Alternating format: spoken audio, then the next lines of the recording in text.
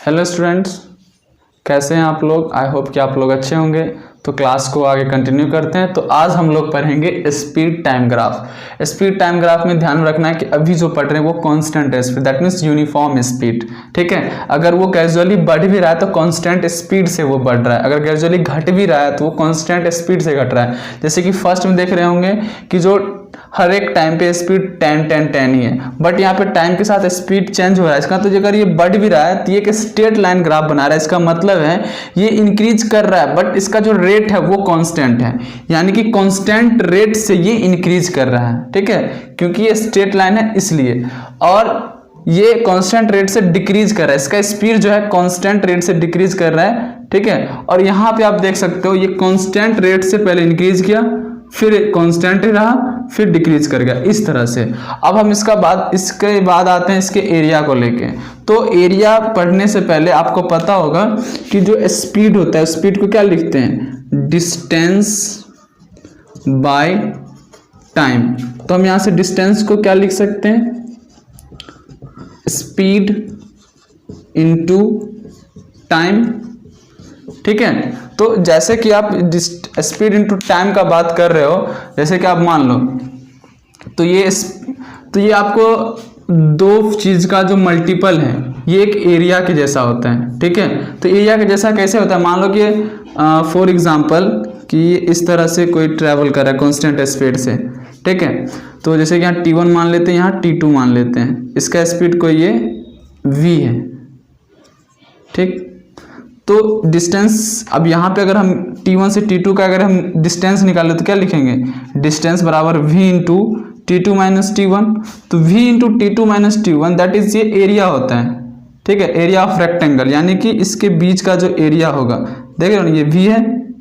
ठीक है, और ये क्या है, T2 minus T1 that is ये जो एरिया होगा ये क्या कहलाएगा, डिस्टेंस। ठीक है, यानी अगर एरिया निकालना है तो आपको एक पहला क्या करना पड़ेगा, आपको ये करना पड़ेगा कि एक पैरेलल लाइन ड्रॉ कीजिए। पैरेलल लाइन ड्रॉ करना है टाइम एक्सिस के। ठीक है, और एक पैरेलल लाइन ड्रॉ करना है, दैट मींस पैरेलल है परपेंडिकुलर की टाइम एक्सिस से एक परपेंडिकुलर और एक स्पीड एक्सिस से परपेंडिकुलर, उससे जो रेक्टेंगल बनेगा और जो टाइम के साथ जो ग्राफ होगा वो एरिया जो होगा वो क्या कहलाएगा, उसका डिस्टेंस कहलाएगा। जैसे कि अगर हम मान लो कि इसमें हम डिस्टेंस का बात करें, ठीक, क्योंकि हम लिख चुके हैं कि area under speed time graph is equal to distance of its object, यानी उसी ऑब्जेक्ट का डिस्टेंस कहलाता है। ठीक है, पहले से राइट डाउन करें। ठीक, अब देखो, अब ये ABCD सबका हम एरिया निकालना शुरू करते हैं। जैसे A का बात करेगा, क्या है कि डिस्टेंस अब T इज इक्वल टू 15 पे। ठीक है, तो हम क्या करेंगे, यहां से एक परपेंडिकुलर लाइन ड्रॉ करेंगे और यहां से एक परपेंडिकुलर लाइन ड्रॉ करेंगे। ठीक है, तो इसका ये जो एरिया होगा ये क्या कहलाएगा, डिस्टेंस। ये क्या कहलाएगा, डिस्टेंस। तो ये एरिया क्या लग रहा है आपको, 15 इंटू 10 दैट इज 150 सेंटीमीटर, ये कहलाएगा डिस्टेंस। उसी तरह से हमें एरिया तो ये निकालना है, बट ये ट्रायंगल लग रहा है तो आप डायरेक्ट ट्रायंगल भी लगा सकते हो, नहीं तो आप यहाँ से परपेंडिकुलर ड्रॉ करो, फिर यहाँ से परपेंडिकुलर करो, और दोनों एक जैसा, तो इसका आधा निकालना पड़ेगा। तो आप डायरेक्ट यहाँ पे ट्रायंगल का एरिया फॉर्मूला लगा के आप निकाल सकते हो। ठीक है, जैसे कि आप डिस्टेंस क्या हो जाएगा, 1/2, बेस कितना है इसका 15, फिर हाइट कितना है 10। ठीक है, ये हो जाएगा 5, यानी 75 सेंटीमीटर ये ट्रैवल किया होगा। ठीक है, जैसे इसका ये एरिया निकाल दो तो क्या हो जाएगा, 1/2 into 15 into 10 that means 75 centimetre distance travel किया होगा। ठीक है, इसका मतलब क्या पता है कि जब वो स्टार्टिंग पॉइंट पे स्टार्ट जब किया होगा, ठीक है, स्टार्ट जब वो किया होगा तो उस समय उसका जो स्पीड था वो क्या था, 10, इस तरह से है। अब जैसे इसका एरिया जब बात करेंगे तो इसका एरिया हमें ये निकालने, क्योंकि ट्राइपीजियम के जैसा दिख रहा है तो आप एरिया ऑफ ट्राइपीजियम भी निकाल सकते हो, नहीं तो बारी बारी से सेक्शन 1 2 3 कर लो। ठीक है, तो डिस्टेंस क्या हो जाएगा, 1 का निकालेंगे तो 1/2 इंटू ये 5 इंटू 10 प्लस ये 5 हो जाएगा, 10 - 5 करेंगे 5, और ये 10, ये हो जाएगा 5 × 10, फिर प्लस कर दो, फिर ये एरिया निकाल लो 1/2 × 5 × 10। जब इसको सॉल्व कर लोगे तो डिस्टेंस आ जाएगा। ठीक है, तो डिस्टेंस अगर मान लो आपको स्पीड टाइम ग्राफ दिया हुआ है, कहेगा डिस्टेंस इस ग्राफ से निकाल के बताओ, तो कुछ नहीं करना है, उसका एरिया निकाल लेना है। ठीक है, तो जो एरिया होगा वो क्या कहलाएगा, डिस्टेंस कहलाएगा। ठीक है, पहले से राइट डाउन करें, कुछ क्वेश्चन अभी करवा रहे हैं। जैसे कि ग्राफ का कुछ इस तरह से क्वेश्चन रहता है, जैसे आपको ग्राफ दे दिया जाएगा, ये स्पीड टाइम ग्राफ है, पूछ कह रहा है find the distance covered of a particle during the time interval देखना बहुत जरूरी है कि किसके किसके बीच पूछ रहा है। ठीक है, तो ये पूछ रहा है किसके किसके बीच, 0 से लेके 20 के बीच। दैट मीन्स अब इस पर एक परपेंडिकुलर ड्रॉ करो, परपेंडिकुलर ड्रॉ करो, और यहाँ से देखो स्पीड क्या है इसका। ठीक है, ये 20 है। अब इसका जो एरिया होगा, ठीक है, ये एरिया क्या कहलाएगा, डिस्टेंस। तो निकाल दो,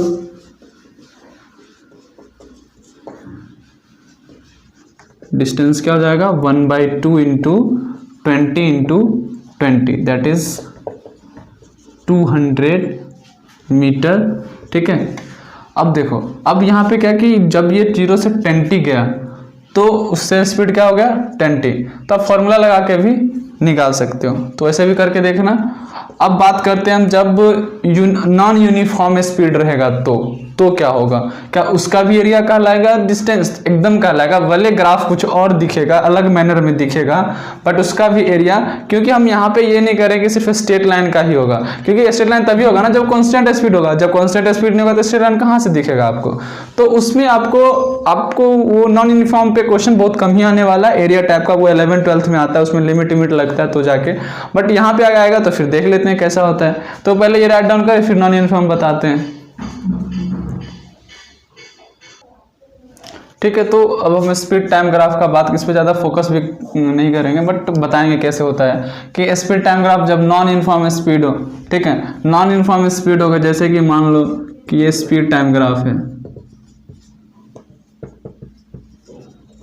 ठीक है, इसमें तो पता है कि 100% स्ट्रेट लाइन नहीं बनना है, तो मान लेते हैं T1 और ये T2, मान लेते हैं इस तरह का कुछ ग्राफ बना। ठीक है, ये स्ट्रेट लाइन नहीं है, तो कुछ ना कुछ ग्राफ बनेगा। तो इस अब कौन सा पोर्शन का एरिया लेंगे, तो आप कुछ नहीं करना, T1 से एक परपेंडिकुलर ड्रॉ करोगे, T2 से ड्रॉ कर लोगे, ये जो एरिया होगा, ये जो एरिया आपको दिख रहा है, यही क्या कहलाएगा, डिस्टेंस कहलाएगा। ये क्या कहलाएगा, डिस्टेंस कहलाएगा। बस ये ध्यान में रखना है। ठीक है, कर्व कैसा भी हो, यानी कि फिगर कैसा भी हो, जैसे कि अब नॉन यूनिफॉर्म है तो कभी कभी मान लो कि इस तरह से है।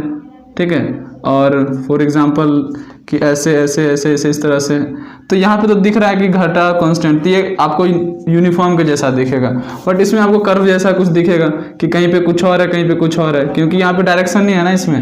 ठीक है, तो उसके बाद आप जो एरिया होगा आप वो निकाल लोगे, वही डिस्टेंस कहला जाएगा। बस इसमें बस यही ध्यान रखना, और कुछ बड़ी बात नहीं है। बस इसमें ध्यान रखना कि इसका जो ग्राफ होगा स्ट्रेट लाइन होगा, और जो भी मैनर होगा वो कुछ कंटिन्यूसली टाइप का नहीं होता है। और बात रह गया कि इसमें अब कुछ है नहीं, उस एरिया निकालना तो इसी तरह से परपेंडिकुलर ड्रॉ कर देंगे। वैसे क्वेश्चन जब भी आएगा आप लोग का यूनिफॉर्म स्पीड से ही आएगा, नॉन यूनिफॉर्म बस देख के बताना पड़ता है। ठीक है, तो आप स्पीड टाइम ग्राफ में से ज़्यादा कुछ है नहीं, तो स्पीड टाइम ग्राफ यही ख़त्म करते हैं। और फिर उसका नेक्स्ट वीडियो आपको वेलोसिटी टाइम ग्राफ मिल जाएगा। तो जितना भी अभी हम पीछे पढ़ाएं, जितना भी ग्राफ पढ़ाएं हैं उसे देखिए और रिवीजन करते रहिए। हम बोले थे कि कुछ क्वेश्चन स्टार्ट करेंगे बट अभी नहीं करेंगे। जब इक्वेशन टाइप का जो s = ut + ½ at² वाला जो होता है वो सब अगर ख़त्म हो जाएगा, उसके बाद जाके अब प्रॉपर नॉमरिकल लगाना शुरू करेंगे। तो आप अभी से ही प्रिपेयर करें कि एक्सेलरेशन कौन, ये कि वेलोसिटी कैसे होता है, यूनिफॉर्म स्पीड क्या क्या पढ़ा है, तो तब जाके इक्वेशन में ज़्यादा समझ में आएगा। तो हर एक चीज़ को बारीकी से देखना है, और डिफिनेशन और उसका नोट्स तो आप बनाते ही रहिए। ठीक है, क्योंकि ये प्रॉपर क्लास की तरह से, तो हमें बार बार बोलना ना पड़े। जो भी आप देख रहे हैं उसका एक प्रॉपर नोट्स होना चाहिए। ठीक है, तभी जाके आप फाइनली आगे पढ़ पाओगे सही से। ठीक, वीडियो अच्छा लगे तो लाइक ज़रूर करें, ज़्यादा से ज़्यादा शेयर करें, और चैनल सब्सक्राइब कर ले, और बेल आइकन जरूर प्रेस कर लें।